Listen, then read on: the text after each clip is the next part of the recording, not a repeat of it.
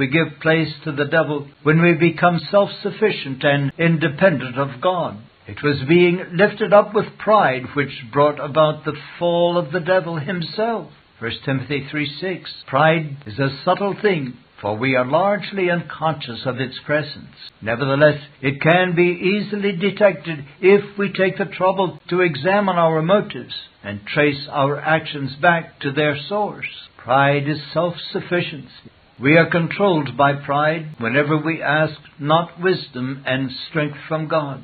We are moved by pride when we trust to common sense and lean unto our own understandings. Contrariwise, the humble man is he who seeks help from the Lord for everything. We give place to the devil when we put self-interests before the Lord's glory. This was exemplified by the Gadarenes. Christ had come into their midst and graciously delivered a demon-possessed man. The demons then obtained his permission to enter a herd of swine, which rushed into the sea and were destroyed. How awful the sequel! And they began to pray him to depart out of their coasts. Mark 5:17.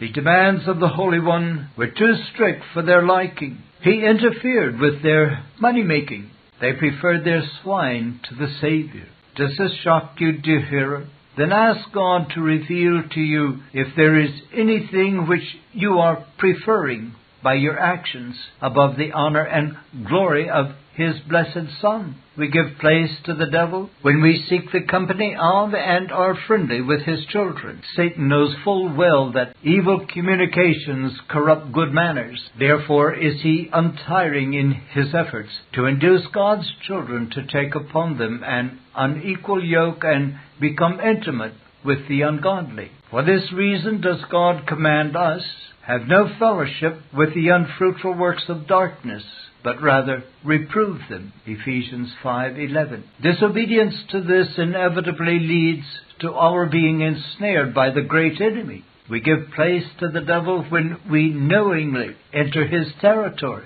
God has expressly commanded us, enter not into the path of the wicked, and go not in the way of evil. Avoid it, pass not by it, turn from it, and pass away. Proverbs 4:14 and 15. If we disregard this divine prohibition, then we deliberately expose ourselves to Satan's temptations and cannot count upon God delivering us from the same. A solemn example of one who trespassed on the devil's ground is Lot. By settling down in Sodom, he deliberately courted the fearful disaster which overtook his family.